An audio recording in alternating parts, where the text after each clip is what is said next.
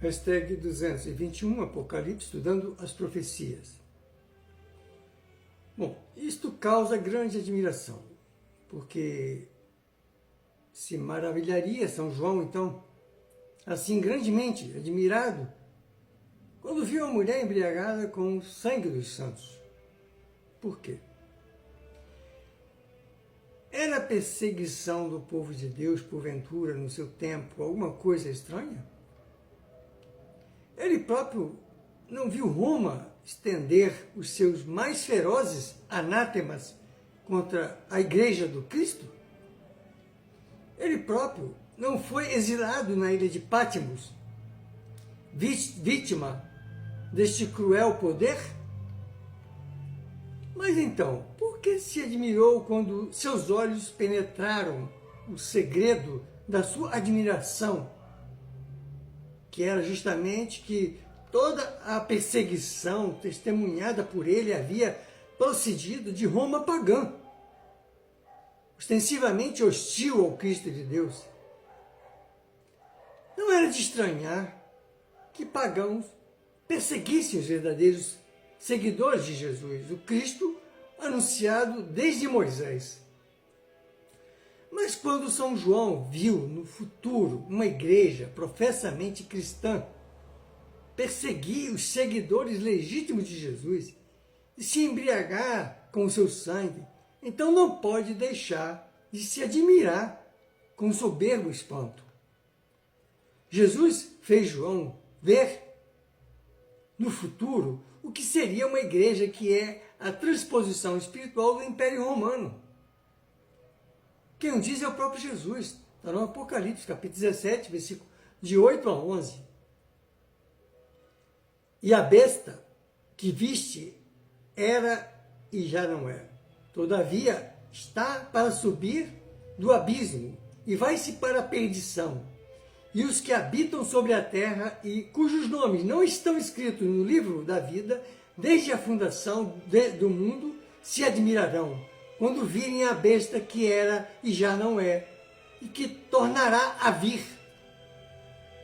Aqui está a mente, que tem sabedoria. As 7 cabeças são 7 montes, sobre os quais a mulher está assentada. São também 7 reis.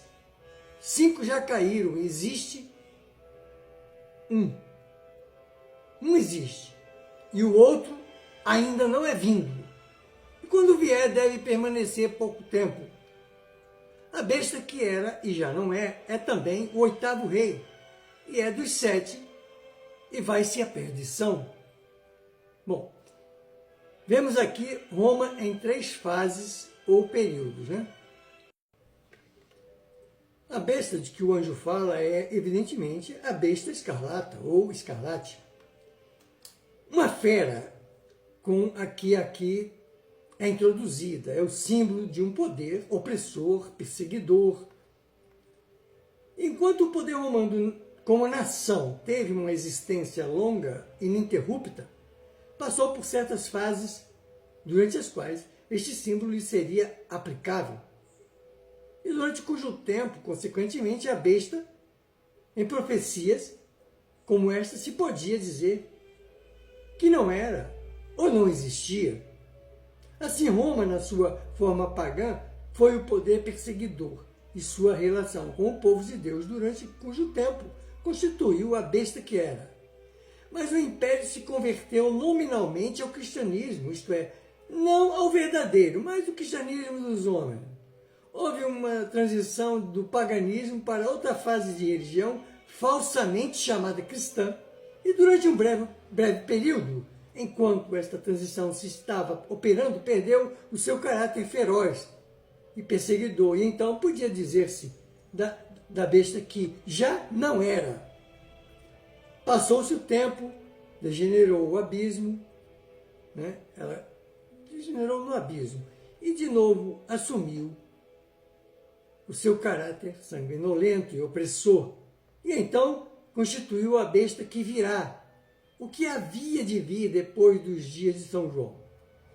As 7 cabeças primeiro se diz que as 7 cabeças são 7 montes, e depois 7 reis, ou formas de governo, porque a expressão do capítulo 17, versículo 10 do Apocalipse, que são também 7 reis, devia se ler.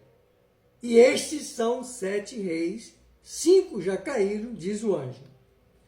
Existe um, o sexto, que estava então reinando, e outro ainda teria de vir e continuar por certo espaço de tempo. E quando a besta reaparecer, com seu caráter sanguinolento, opressor, perseguidor, havia de ser sob o oitavo, ou oitava forma de governo, que havia de continuar até a besta ir para a perdição. As 7 formas de governo que existiram no Império Romano são geralmente enumeradas da seguinte forma. Primeiro, a realeza. Segundo, o consulado. Terceiro, o decimvirato. Quarto, a ditadura. Quinto, o triunvirato. Sexto, o império. E sétimo, o papado. Reis, cônsules, decênviros, ditadores, triunviros tinham desaparecido. No entanto, no tempo de São João, ele estava vivendo sob a forma imperial. Mais 2 se haviam de levantar depois desse tempo. Um havia de continuar só por um curto espaço e daí não ser usualmente mencionado entre as cabeças. Só que não foi tão curto, porque com a queda do Império em 476 depois de Cristo, até o papado realmente estabelecido em 756 depois de Cristo, foram 270 anos. Enquanto a última e usualmente denominada a sétima é na realidade a oitava já. A oitava cabeça, a cabeça que havia de suceder a imperial e continuar por um tempo que foi muito confuso, porque houve as invasões germânicas e conflitos frequentes levaram os papas a exercerem funções de liderança civil, além de suas responsabilidades religiosas, que não chegariam ou que não chegaram ainda a serem governantes estabelecidos, porque foi um período de grande instabilidade política e em seguida veio o tal do exarcado de Ravenna. O Império Bizantino manteve alguma influência na Itália, mas seu poder era limitado, permitindo que o papado ganhasse autonomia. Então, este período não podia ser o período papalino, né? Ou papal, porque essa cabeça, a papal, continuou muito mais do que todas as outras juntas e se estabeleceu propriamente em 756 depois de Cristo. Compreendemos, portanto, que a cabeça papal é a oitava e que uma cabeça mandante muito conturbada veio entre a imperial e a papal. Em cumprimento disso, lemos que, após a forma imperial ter sido derrocada ou abolida, houve um governador que, pelo espaço de cerca de 95 anos, governou Roma, mas, como vimos, foi um período muito conturbado. E assim temos o elo que une as cabeças imperial e papal. Vamos continuar na outra restante.